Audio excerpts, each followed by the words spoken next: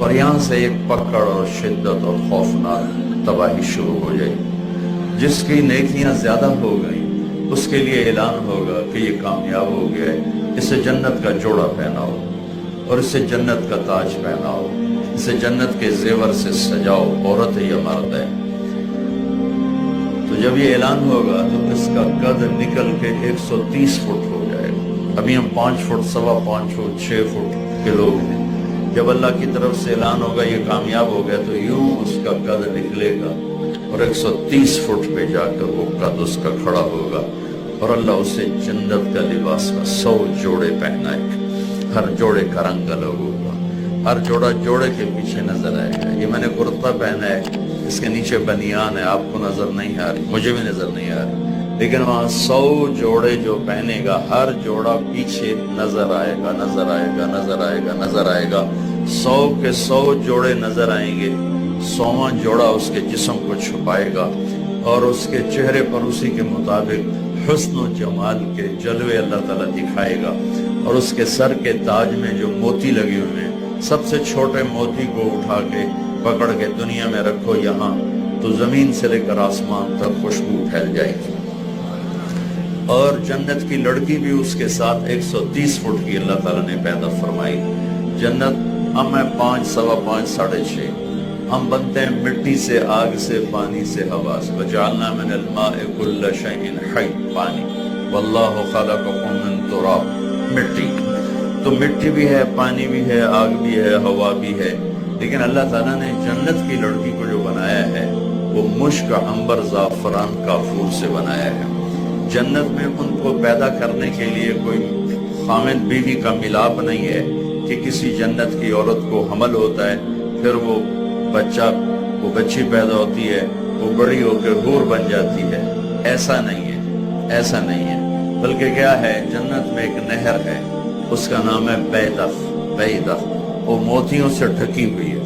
اس میں مشک، عنبر، زعفران، کافور ہر وقت ایسے پانی کی طرح چل رہا ہے. جب اللہ کسی لڑکی کو پیدا کرنے کا ارادہ کرتا ہے تو اپنے نور کی تجلی ڈالتا ہے اور اس سے مکمل 130 فٹ کی لڑکی نکل کے باہر آ جاتا ہے، لباس سمیت. یہ نہیں کہ وہ جیسے بچہ ننگا پیدا ہوتا ہے، ایسے نہیں. پورے لباس کے ساتھ 100 جوڑوں کے ساتھ وہ باہر آتی ہے اور فرشتے ان کے اوپر موتیوں کے خیمے لگا دیتے ہیں.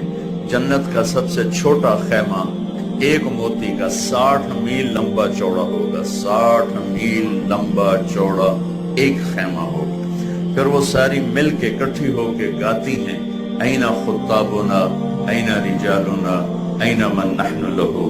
کہاں ہیں ہم سے منگنی کرنے والے، کہاں ہیں ہمارا شوق رکھنے والے، کہاں ہیں ہم میں جن کے لیے اللہ تعالیٰ نے پیدا کیا ہے. ان کا یہ نغمہ پوری جنت کو مست کر دیتا ہے. وہ مل کر گاتی ہیں اور جنت کی ہوا جنت کے درختوں کو بطور میوزک استعمال کرتی ہے. تو درختوں کا میوزک ہوتا ہے، ہوا میوزیشن، موسیقار ہوتی ہے. اور وہ جنت کی لڑکیوں کا گانا یہ ہے، الا ونحن الخالدات فلا نموت ابدا، ونحن الناعمات فلا نبأس ابدا، ونحن الراضيات فلا نسقط ابدا، ونحن المقيمات فلا نرحل ابدا، ونحن الكاسيات فلا نعرى ابدا، ونحن الطيبات فلا نغفل ابدا، ونحن الوفيات فلا نغدر ابدا. یہ لمبا گانا ہے. مجھے بھی بڑے زمانے بعد اچانک یہ حدیث یاد آئی.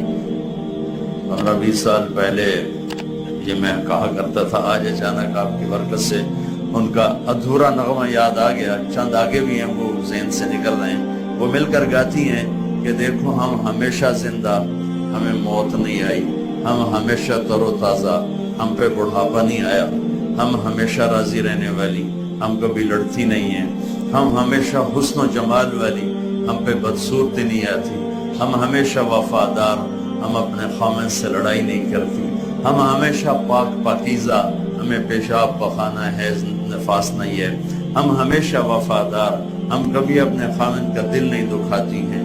اینا خطابنا، اینا رجالنا، ہے کوئی ہم سے منگنی کرنے والا، ہے کوئی ہم سے نکاح کرنے والا. یہ ان کا نغمہ پوری جنت میں گونجتا ہے. اللہ تعالیٰ نے پھر اس میں سے بعض خاص قسم کی لڑکیوں کو پیدا فرمایا ہے. میرے مسلم شریف کی روایت ہے، فرمان ہے کہ ایک جنت کی لڑکی ہے جس کا نام ہے عینا. عینا عینا کہتے ہیں موٹی آنکھ والی.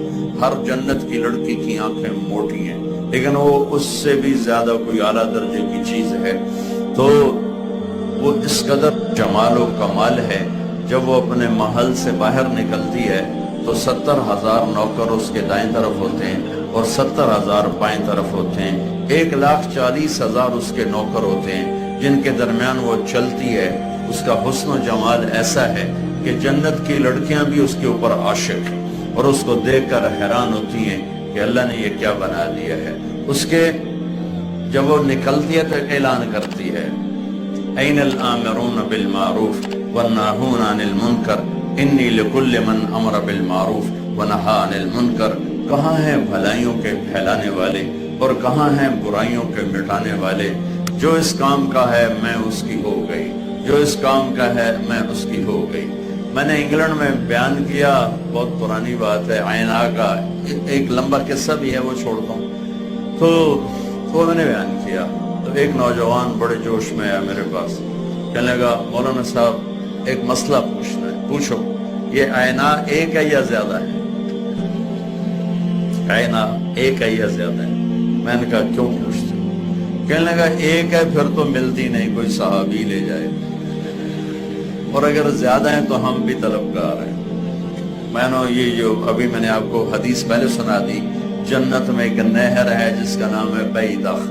اللہ اس میں سے جیسی حور چاہتا ہے بنا کے باہر کھڑی کر دیتا ہے. تو میں نے کہا اللہ کے خزانوں میں کوئی کمی نہیں ہے، جتنے تبلیغ والے بڑھتے جائیں گے اتنی اللہ عینا پیدا کرتا جائے. پھر جنت الفردوس. آج پھر ایک اور یاد آ گئی آپ کی برکت سے. ایک جنت کی حور اس کا نام ہے لعبہ. لعبہ کیوں ہے کہ وہ سب سے زیادہ اپنے خامند کے ساتھ ہنسی مذاق کرے گی، کھیل کود کرے گی، اس کو سب سے زیادہ خوش کرے گی، اس لیے اس کا نام ہے لعبہ. تو وہ اتنی حسین ہے کہ ساری جنت کی حوریں بھی اس پہ عاشق ہیں. جمیع الحور العین عشاق اللہ. جنت کی حوریں بھی اس پر عاشق، اور وہ اتنے خوبصورت ہے کہ اگر موت مر نہ گئی ہوتی تو اس کو دیکھتے ہی جنتی کا کلیجہ پھٹ جاتا، گر کے مر جاتا. وہ اتنی خوبصورت. اور جنت کی لڑکیاں لائبہ سے کہتی ہیں لائبہ یہ سکھر والوں کو پتہ نہیں تو کیسی ہے. اگر انہیں پتہ چل جائے نا کہ تو کیسی ہے تو سارے 3 چلے لگائیں گے، ایک بھی واپس نہیں جائیں گے، کوئی بھی گھر نہیں جائے گا، سب 3 چلے میں نکلیں گے. لجد فیکی لو یعلم الطالبون لجد فیکی.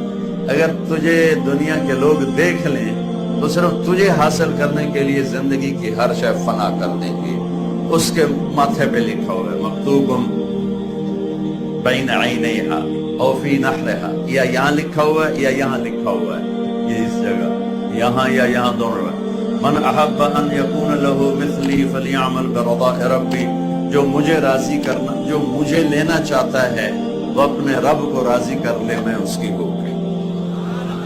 تو بھائیو، دنیا ہو یا آخرت ہو، دین ہی ذریعہ ہے دنیا اور آخرت میں نجات پانے کا اور کامیاب ہونے